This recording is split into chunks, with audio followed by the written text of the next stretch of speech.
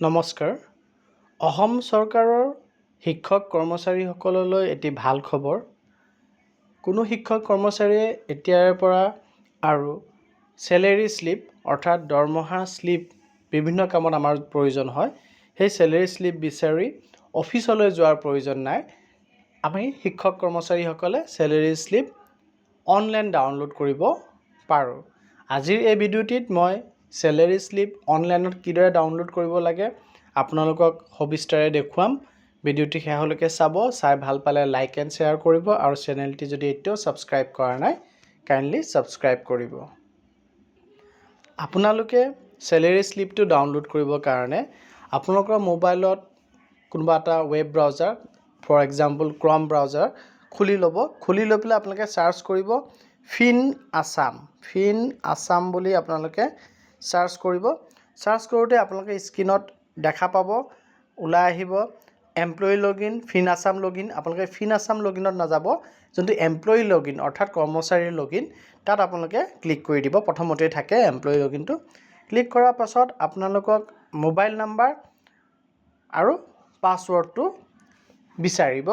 আপোনালোকে ইতিমধ্যে নিশ্চয় 10 মাহ 11 মাহমান আগত আমাৰ ফিন আছামত বহুতখিনি তথ্য আমি প্ৰফাইলৰ আমাৰ কৰ্মচাৰী বা শিক্ষকগৰাকী প্ৰফাইল আপডেট কৰিবলগীয়া হৈছিলে, তথ্যখিনি দিবলগীয়া হৈছিলে। আমি সকলোৱে দিছোঁ নিশ্চয়।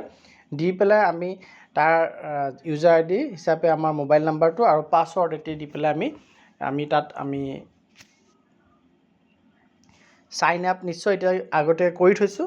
যদি কোনোবাই চাইন আপ কৰা নাই এতিয়ালৈকে, তেতিয়াহ'লে এই আপোনালোকে তলত দেখা পাই আছে চাইন আপ বটনটো, ইয়াত আপোনালোকে ক্লিক কৰি চাইন আপ কৰিব লাগিব। আৰু যদি আপোনালোকে পাছৱৰ্ডটো পাহৰিছে তেতিয়াহ'লে আপুনি ফৰগট পাছৱৰ্ড মাৰি পেলাই পাছৱৰ্ডটো উদ্ধাৰ কৰিব লাগিব।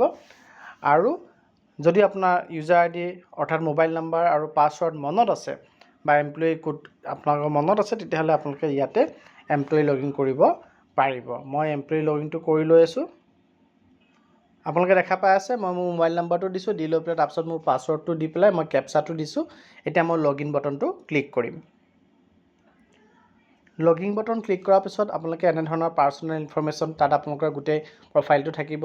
তাৰপিছত NPS-ত যিহেতু মই যোনটো লগইন কৰিছিলোঁ NPS-ৰ হয়, NPS-ৰ ডিটেইলছটো থাকিব, টেক্স ডিডাকশ্যনৰ কথা থাকিব, বেংক ইনফৰমেশ্যনৰ কথা থাকিব, চেলেৰী এণ্ড প্লে শ্লিপ যোনটো আমাৰ ৰুপিছৰ চাইনটো দি থোৱা আছে, তাতে আমি চেলেৰী আৰু প্লে শ্লিপ আমি পাম।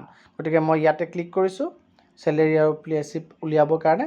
ইয়াত আপোনালোকে দেখা পাইছে এতিয়া চেলেৰী যিহেতু এইটো 24 চনৰ মাৰ্চ মাহ আৰু এপ্ৰিল মাহ 24-25 পে শ্লিপ যদি আমি উলিয়াইছোঁ, 24 মাৰ্চৰ দৰমহাটো আমাৰ এপ্ৰিলত সোমাইছিলে, দুটা ওলাই আছে। ইয়াতে যদি আপুনি তাৰ আগৰ পে শ্লিপ বিচাৰিব বিচাৰে, মানে 23-24 বিচাৰিব খুজিলে আপোনালোকে 23-24 চিলেক্ট কৰিব, তেতিয়া 23-24 গোটেইটো ওলাই আহিব। আৰু যদি আপোনাক ৰিচেণ্ট পে শ্লিপ লাগে তেতিয়া আপুনি 24-25 চিলেক্ট কৰিব, তেতিয়া মাৰ্চ আৰু এপ্ৰিল মাহৰ দৰমহা ইতিমধ্যে আমি পাইছোঁ। মাৰ্চ আৰু এপ্ৰিল মাহ ওলাই আছে। ইয়াতে আপুনি এতিয়া গৈ পেলাই ধৰি লওক এপ্ৰিলতো ডাউনলোড কৰিব লাগে, আপোনাক লাগে এপ্ৰিল মাহৰ লাষ্ট পে শ্লিপটো লাগে, তেতিয়া আপুনি ইয়াতে পে শ্লিপৰ তলত থকা এই চিম্বলটোত আপুনি যদি প্ৰেছ কৰি দিয়ে তেতিয়াহ'লে আপোনাৰ ডাউনলোড হৈ আহিব। আপোনালোকে দেখি আছে PDF ভিউৱাৰ। মই কেনেকৈ চাব বিচাৰোঁ, ড্ৰাইভ PDF ভিউৱাৰত গ'লে এতিয়া মোৰ অলৰেডি ডাউনলোড হৈ গ'ল পে শ্লিপটো। মই তেতিয়া সেই পে শ্লিপটো মই ডাউনলোডটো প্ৰিণ্ট আউট উলিয়াই পেলাই য'তে মোৰ প্ৰডিউচ কৰিবলগীয়া হয় বা মই নিজে চাবলগীয়া হ'লে চাব পাৰোঁ। গতিকে এইদৰে আপোনালোকে আপোনালোকৰ পে শ্লিপটি অনলাইনতে ল'ব পাৰিব। আগৰ বছৰত প্ৰয়োজন হ'লেও আপুনি অনলাইনত ল'ব পাৰিব, আৰু একদম ৰিচেণ্ট প্ৰয়োজন হ'লেও আপুনি অনলাইনত পে শ্লিপটো ল'ব পাৰিব। গতিকে খুবেই ইম্পৰ্টেণ্ট ইনফৰমেশ্যন হয়, কাইণ্ডলি শ্বেয়াৰ কৰিব। ধন্যবাদ।